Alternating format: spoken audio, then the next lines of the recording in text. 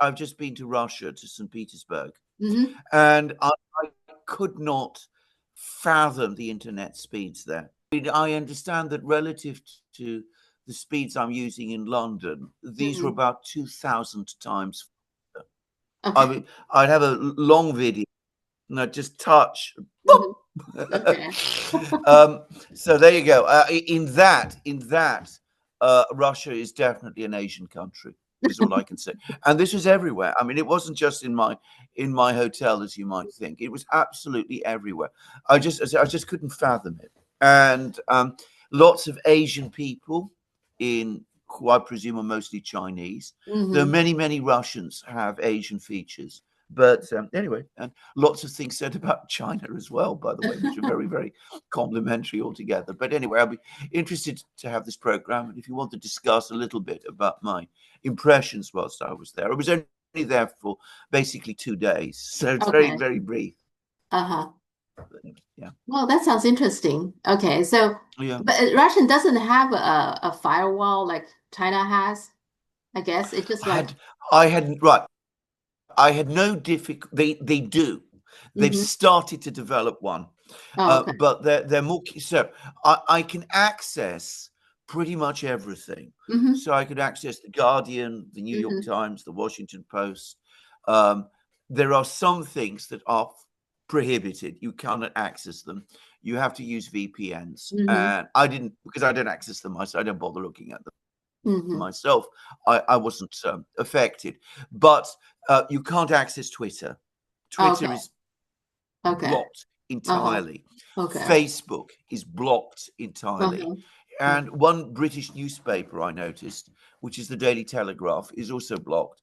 The Daily Okay. Telegraph is a genocidal rag. So I'm glad that they do block it, actually. Okay. Genocidal, uh, hysterically pro-Israeli, Hmm. hysterically pro-Ukrainian, and hysterically anti-Chinese. Hmm. So Yeah. just to say, Uh-huh. Yeah. but in all other respects, I mean, you didn't need to go through VPNs. Mm. You could access Financial Times. You could look at YouTube. You could do anything you wanted, basically. So Yeah. there is some kind of filter, and it seems to be working quite efficiently.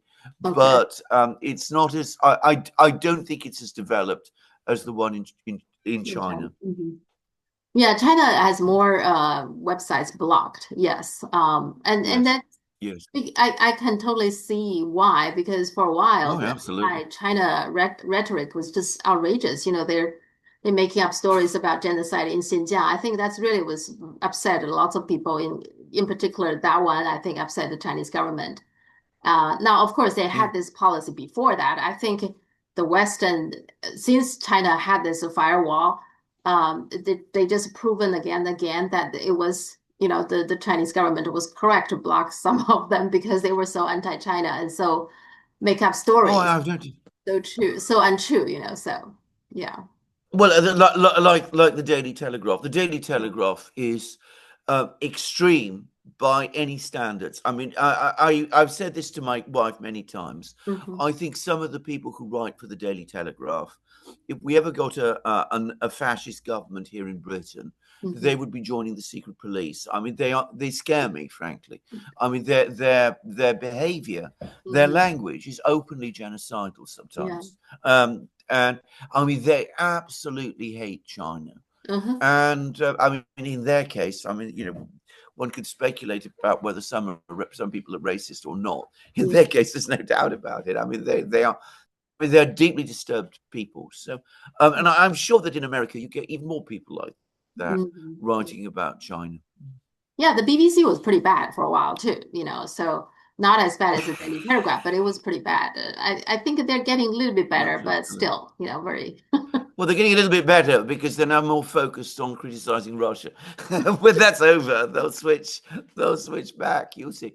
I mean, always remember what I have to say. China is at the back of everything. Hmm. It has been made out to be the great Hmm. enemy and adversary, Yeah. which is it's so crazy. I mean, it's ridiculous. Anyway, I hope you're having a good time in Beijing Oh yeah, and in yeah, China. yes. Yeah. Yeah. We Yeah. I took my kids, we visited the summer palace that got burned down. Just I don't think Yeah. they've been there, so it's kind of an interesting place. Um, Right. Right. it's amazing to me. I didn't think so much about it, but once I was there, I was thinking like, of all the gardens, that garden is actually has a lot of European influence.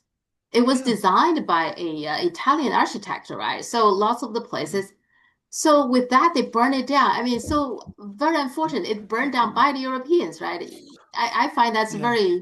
it's incredible Yeah. because otherwise today in China, there will be this very nice, very prominent, royal garden that is European, so it's a Yes. European heritage too. So Yes.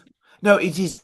It is. It is very strange. By the way, um, my hotel in Russia was hmm not in St. Petersburg itself, but in a place called Pushkin, where hmm the Tsar had one of his palaces, which was built in the 18th century, same time, I think, as this palace that you mentioned was built. uh, Well, the Germans, when they got there, completely destroyed this palace.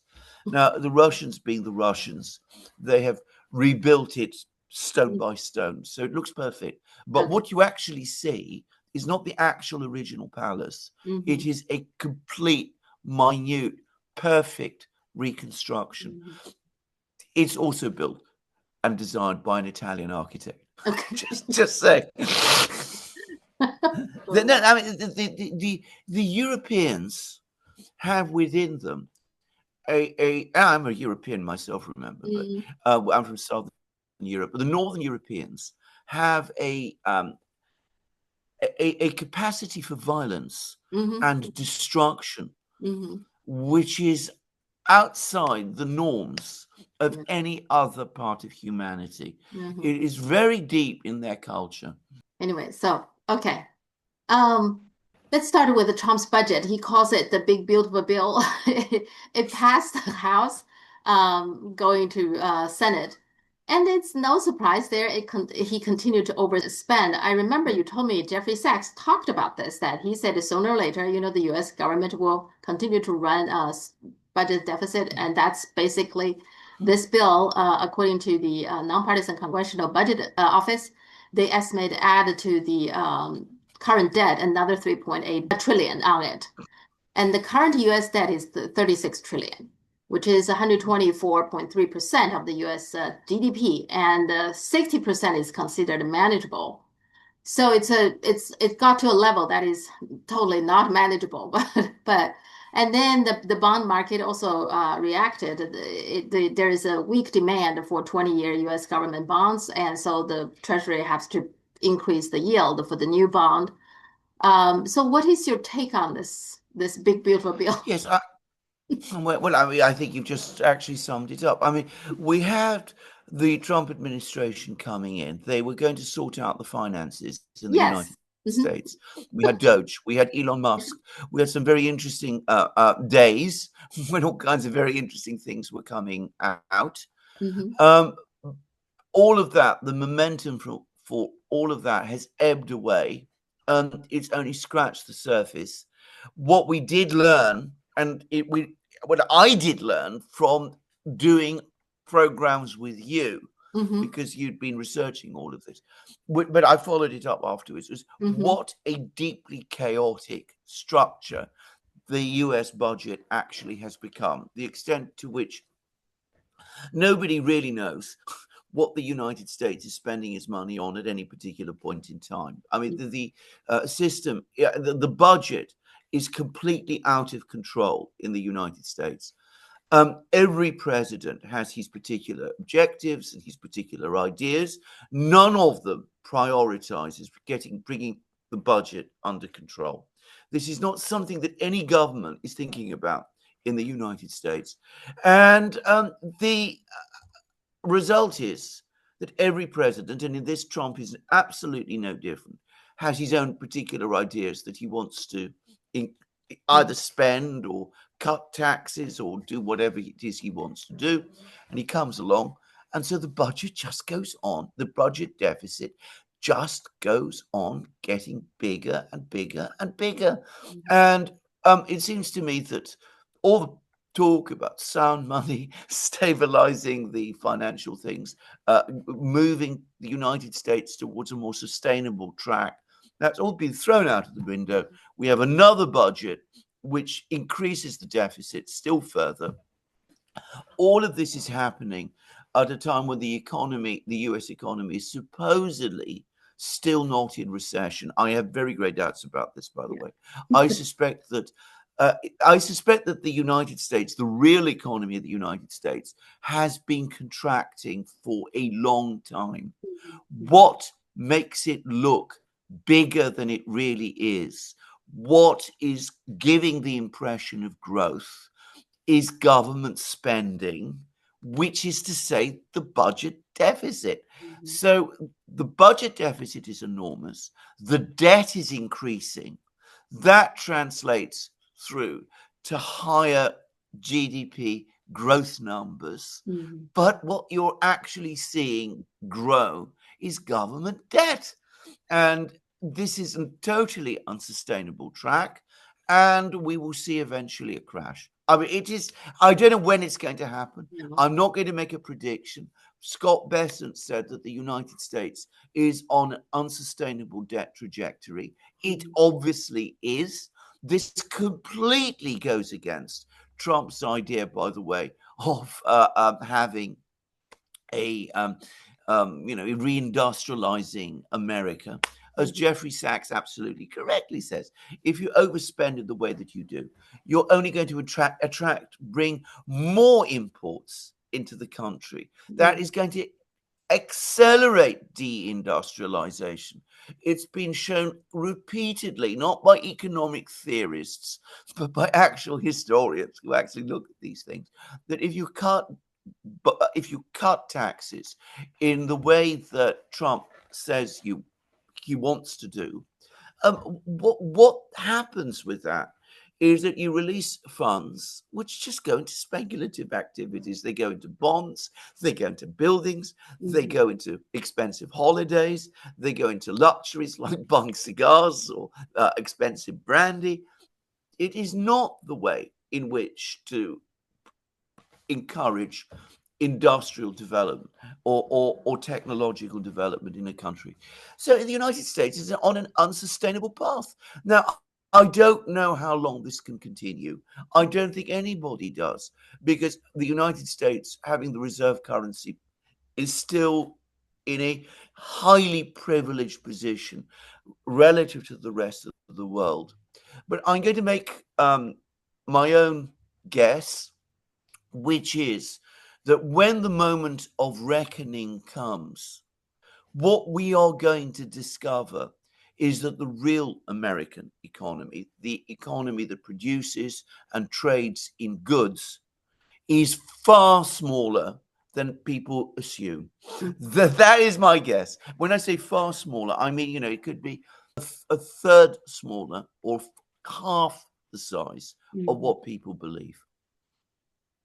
The Republican Party used to be a party that cares about these things, right? For the longest time, the Democrats are the one who like to have programs and spending, and then the Republican Party coming in, reining in and talking about limit the spending. So it's kind of like a balance pretty well. What happened to the Republican Party? Because right now that Donald Trump, Well, that's a very good Republican, question. and then the Republican control both House and Senate. What happened to the Republican Party? Yeah. Well, a very good question. I mean, the last Republican president who actually cared about the budget and financial stability was actually Eisenhower. I mean, he was the only last president who took that seriously. Then, of course, Kennedy became president, exactly as you said, and Kennedy had a different perspective. He deliberately ran a deficit because he was a Keynesian and he had Keynesian economic thinkers. So he deliberately ran a deficit in order to accelerate growth in the US economy. And it worked for a while. I mean, in the 1960s, saw a sharp increase in economic growth in the United States over what happened in the 1950s, but at the price of storing up inflation, which exploded in the United States in the 1970s, just in the United States, but right across the West. Nixon never really grappled with budget issues. He basically approached this in pure terms of monetary policy. Mm-hmm. So he took the dollar off the gold. He broke the link with gold. He ended the Bretton Woods system. He set up the system which eventually evolved into the system we have today, we've known today, in which the United States overspends but increases, but is able to do that because of investment flows into the United States from around the world. You know, the dollar system, if you like. Mm-hmm. But he didn't take it to the extremes that it was taken later. And then Ronald Reagan came, and he had all sorts of strange economic theories about Laffer curves and all of that, and said, you know, that the way to invigorate the US economy is by cutting taxes. And the Republican Party has been wedded to that ever since. I mean, they have this mantra that you must cut taxes, and that will release the animal spirits of the people, and it will lead to higher economic growth. Now, there is truth to this. I mean, if you overtax people, then obviously that does indeed disincentivize people from investing, creating businesses. I mean, I'm experiencing this myself in Britain. I see how this works here. So, I mean, at a certain level, this is actually true. But it is debatable whether that was the situation in the United States in the 1980s when Reagan came along and started to do that. So it was, in my opinion, in the 1980s when Reagan, who was successful politically, embraced this type of policy, and when it was fully adopted by the Republican Party, cut taxes, focus on asset price growth, which is, by the way, a form of inflation. And to make, I mean, if house prices and stock prices increase, but the actual production of the companies that you see is not increasing and not growing, that is in a kind of inflation. It's asset price inflation. But because it's rich people who hold those assets, who own those assets, they become richer relative to poorer people. So they feel very happy with this because they look at their net value and it's growing all the time. Of course, other people in the economy, poorer people, are continuously left behind. But that is the economic model that the United States adopted in the 1980s. And every single president since then has continued with it. Clinton, for a brief time, appeared to balance the budget. But what he actually did, he was about the only president who, because of the end of the Cold War, it reduced defense spending. And Republicans never reduce defense spending. Under Republicans, defense spending always increases. So, and Clinton only did that for a very, very brief time. So Clinton claimed that he'd provided a balanced budget. In fact, it was never really true because debt levels continued to grow right through the time that he was president. But I mean, it was brought to sort of manageable levels. But thereafter, as I said, we've gone off into the high yonder.